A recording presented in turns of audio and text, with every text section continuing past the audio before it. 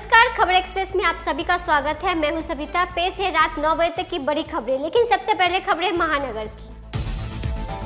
चक्रवाती तूफान गुलाब तेज रफ्तार से बढ़ रहा है। खतरा कोलकाता समेत दक्षिण बंगाल में सबसे ज्यादा है। दीघा में 2 दिन होटल कल और परसों बंद रहेंगे। गुलाब ने रविवार से ही अपना असर दिखाना शुरू कर दिया है और बंगाल के गंगा तटवर्ती हिस्सों में सुबह से ही झमाझम बारिश हुई।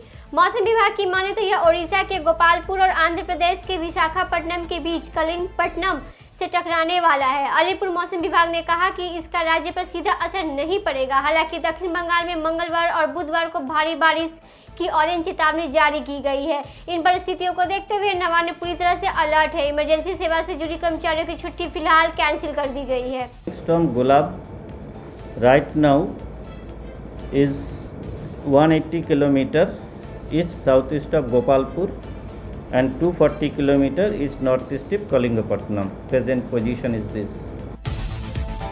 आयकर विभाग के फर्जी मैसेज के लिंक पर क्लिक करते ही आपके अकाउंट से सारे रुपए गायब हो सकते हैं। कुछ सेकंड में आपके जीवन भर की गाढ़ी कमाई जालसाजों के हाथों में जा सकती है।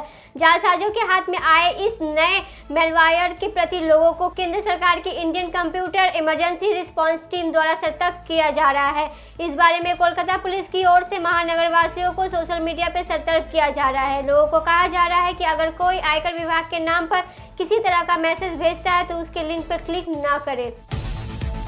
सबसे ज्यादा हाई वोल्टेज सीट भवानीपुर के लिए अंतिम रविवार को प्रचार में तृणमूल ने ताकत झोंक दी। सुबह से भवानीपुर के विभिन्न इलाकों में जमकर प्रचार किया गया। शाम को सीएम और तृणमूल उम्मीदवार ममता बनर्जी ने सभाएं की। पार्टी के राष्ट्रीय महासचिव अभिषेक बनर्जी ने भी सभाएं की। उन्होंने गृह मंत्री अमित शाह को खुली चुनौती दे डाली। अभिषेक ने कहा कि जितनी नोटिस भेजनी है भेजिए, कलम की स्याही हो जाएगी खत्म, हम डरने वालों में से नहीं है। ममता बंदोपाध्याय के चमके धमके लाभ नहीं। ईडी सीबीआई আপনার যত গায়ে জোর আছে আপনি করুন। আপনার ইডি কাজকলা করেছে, আমার আর কাজকলা করেছে। আমি ক্যামেরার সামনে বলছি, আপনার সিবিআই আমার কাজকলা করেছে আর কাজকলা করবে। নরেন্দ্র মোদী অমিত শাহকে চ্যালেঞ্জ করে দিয়ে যাচ্ছি, সততার প্রতিমূর্তি সাজে। হ্যাঁ, যারা কাগজ মুড়ে টাকা নেয়, যাদের বিরুদ্ধে সুদীপ্ত সেন চিঠি লেখে যে আমার থেকে 6 কোটি টাকা নিয়েছে, তারা ফেরতি করে দিল্লিতে গিয়ে মোদির পাশে বসে ছবি তুলছে আর আমাকে সিবিআই নোটিশ ইডি নোটিশ পাঠানো হচ্ছে। আপনি কত নোটিশ পাঠাবেন? আপনার কাগজ ফুরিয়ে যাবে, পেনের কালি শেষ হয়ে যাবে, আমাদের জেদ শেষ হবে না। केएमसी के पूर्व मेयर शोभन चटर्जी कुछ इस तरह से आर्थिक तंगी का सामना कर रहे हैं कि उन्हें अपना घर बेचना पड़ रहा है। बहला का वह घर खरीदने वाला कोई और नहीं बल्कि उनकी दोस्त वैशाखी हैं। उस घर में रह रही रत्ना चटर्जी को वैशाखी ने सम्मान के साथ घर छोड़ने को कहा है। घर पे मालिकाना हक कहते हुए वैशाखी ने रत्ना के लिए कहा है कि अगर वे ऐसा नहीं करती है तो कानून का सहारा लेना पड़ेगा। वहीं रत्ना ने साफ कह दिया कि जिसे जो करना है कर ले, वो अपने बेटे बेटी के साथ उसी घर में रहेगी। भवानीपुर से तृणमूल उम्मीदवार श्रीजीव विश्वास की पुलिस से झड़प हो गई। यह उस समय हुआ जब प्रचार के लिए सीएम आवास की तरफ जाने की कोशिश कर रहे थे।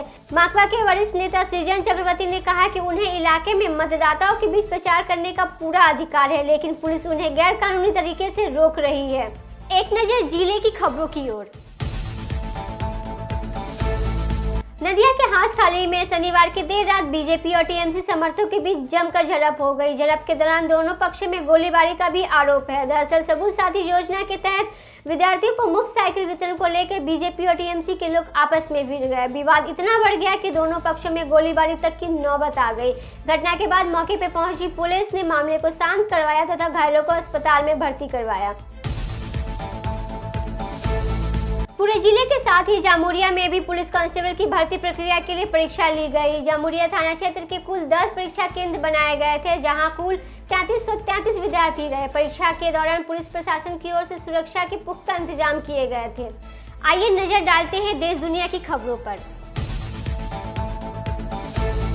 रोम में होने वाली वर्ल्ड पीस कॉन्फ्रेंस में बंगाल के सीएम ममता बनर्जी हिस्सा नहीं ले पाएंगी। भारत सरकार ने उन्हें इस दौरे की इजाजत नहीं दी है। सांसद सुब्रमण्यम स्वामी ने इस मुद्दे पर ट्वीट करते हुए कहा, बंगाल के सीएम ममता बनर्जी को गृह मंत्रालय ने रोम की इंटरनेशनल कॉन्फ्रेंस में जाने से क्यों रोका गया।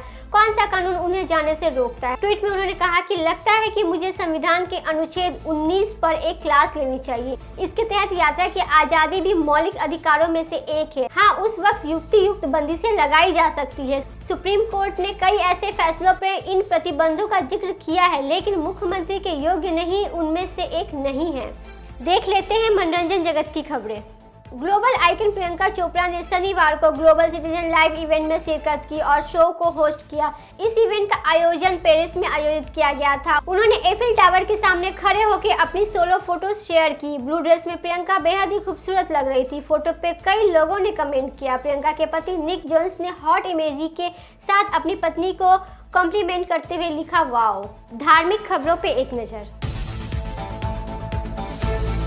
9 दिन का पर्व शारदीय नवरात्रि 7 अक्टूबर से आरंभ होगा। 14 अक्टूबर तक चलने वाले इन दिनों में मां दुर्गा के अलग अलग स्वरूपों की पूजा की जाती है।